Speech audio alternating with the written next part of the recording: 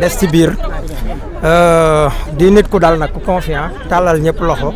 mais loolu la yàlla dogal li ci am solo rek mooy jeexital gi muy am ci askan wi mooy ndax malgré li nga dégg nit ñi di wax naan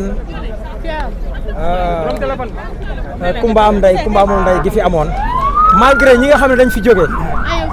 ñoom ñi ngi saxal ne amu fi waaye ñoom daf leen a gàccal ne ñoo leen gën gàccal na ne Macky Sall président Diomaye ko ëpp jom parce que jom moom bu ko nit amee dana jom ba nekk ci réew di parparloo ak a def lu ñaaw wala di géngante wala di jóg di teg nit ñi lu métti li ci am solo rek mooy dañu am ay njiit yu mat njiit loolu moo ci gën a am solo muy mbaxana dafa doon mel comme li nga xam ne bi takk der bi duggee daf na gis ngeen fii la mbaxana doonee mel man rek maa fi sañ a sol mbaxana te loolu moo jeexital ci kaw avocat yi. est-ce que xam nga li waral ñu libéré provisoirement Azoura bàyyi Kairé. waaw ci wér gi yaramam ndax bi ñu xoolee daal dañu jàpp ne am kannas la pour bañ a wax beneen baat bi ndax lépp wolof am na ko mooy koo xam ne ak kannasa ko doon yoot mi ngi jeexital te moom it wane na ko sax ci biir projet bi mais li ci am solo daal mooy réew mi ñu am mooy réew mu tege ci yoon libéré wuñu nag maanaam liberté provisoire la muy bàyyi néggandiku waaw kay muy bàyyi néggandiku loolu moo ci am solo voilà mais moom mi nga xamante ne moo di dañu ko daal di rejeté waaw maa ngi leen di fay tey samay tànk fii si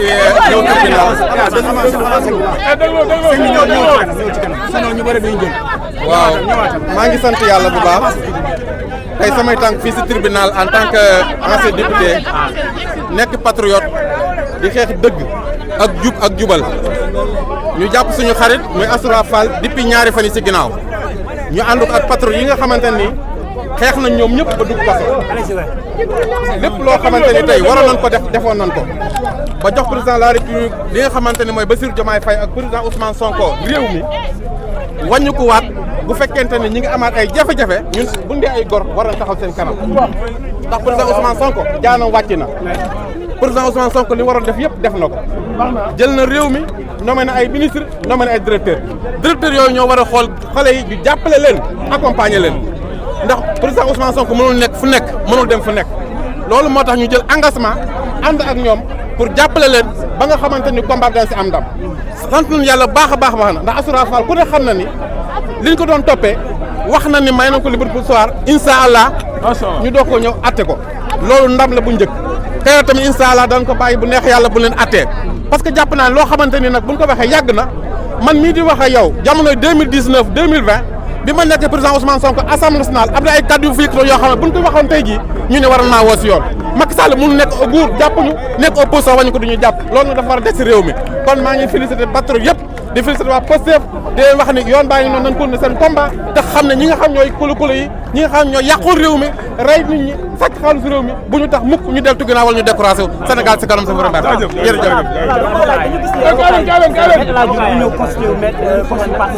waaw mais xam nga El Hadj moom loolu moom moo ko war xëy na saboté wala loolu moo ko mais li am solo rek mooy am na ndam bi dañ ko ne incha allah vive patriote vive la Pastef maître Abdinar Ndiaye mii maître Brice Silva mii maître Ciré Clédor Ly ak maître Saïd Larifou ak ñëpp ñu ànd ak ñun ñëw demander liberté provisoire boobu gannaaw bañ ko laajee ba pare juge yi dañu ne Azoura Fall situation médicale am mayu ko muy toogaat ci prison bi pour bañ mu aggravé wu dañ koy bax mu dem ñibbi mooy bàyyi ndiggandi Kairé nag dañ koy téye ba le 22 mai ñu àtte leen ñoom ñaar ñëpp loolu moo tax donc dañ ko may liberté provisoire Azoura Kairé day toog ba semaine prochaine incha allah ñëpp toog ñu àtte leen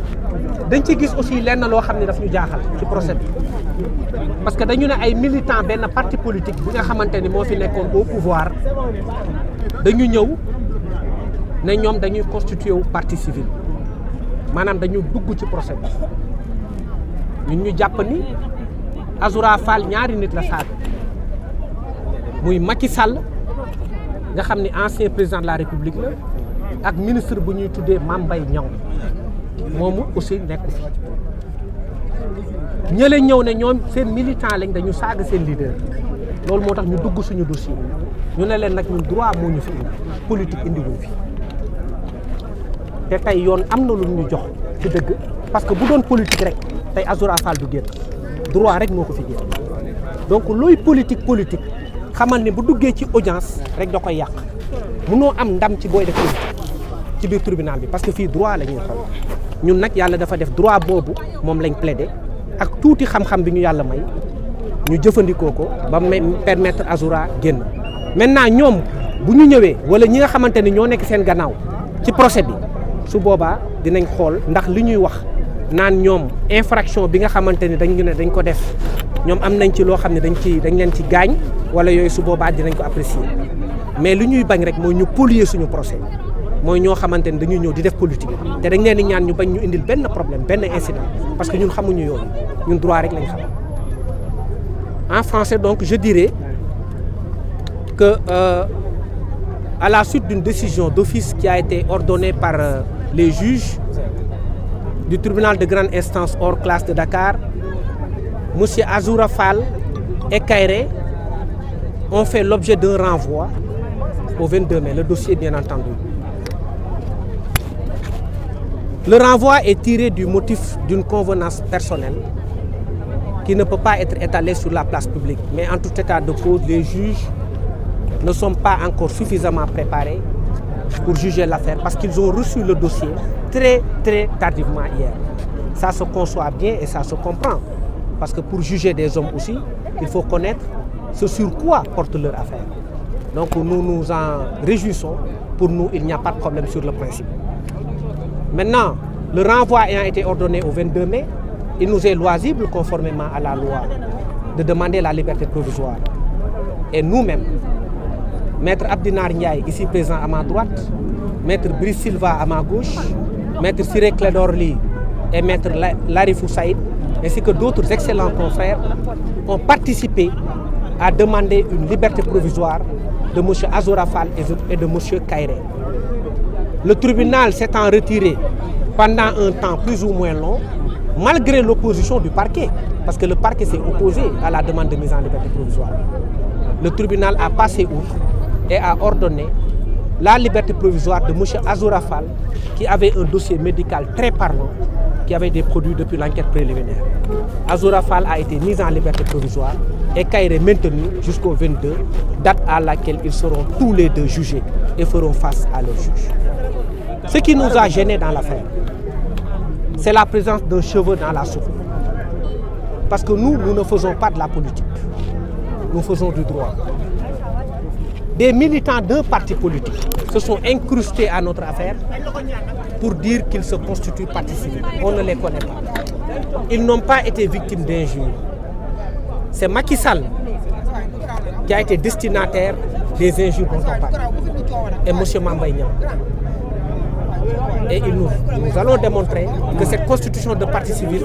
est irrecevable. Et mieux, elle est même ridicule, parce que ça va polluer le procès. Nous ne tomberons pas dans le piège de la politisation, nous resterons sur le terrain du droit. Parce que ce qui a permis aujourd'hui à Azoura Fall de sortir, c'est le droit, ce n'est pas la politique. Le message qu'on peut retenir de cette affaire, dans l'ensemble, c'est que la justice est devenue impartiale. Quel que soit le bord par lequel on peut se situer, si on transgresse les normes sociales, on doit faire face à la justice. Et soyons prêts à faire face à la justice par quelque bord que ce soit. Si demain, on prend un militant d'un bord, qu'il ne crie pas sur tous les toits qu'il a été injustement arrêté. Parce que l'exemple a été donné. Le tocsin a été sonné. Azoura Fall qui est parti, qui est membre du parti au pouvoir, ainsi que Kairé ont été emprisonnés et Kairé le sera encore au moins pour une semaine. Donc le message a été compris et je pense que ça a été compris non seulement par le parti au pouvoir, mais par toutes les parties. Et ceux qui décriaient la justice n'ont plus d'arguments. Si on les arrête demain, ils doivent faire face à la justice et de façon digne, sans crier sur tous les toits, quelque injustice que ce soit. Donc c'est le message qu'on peut retenir du procès Azoura Fall et Kairé. D'accord.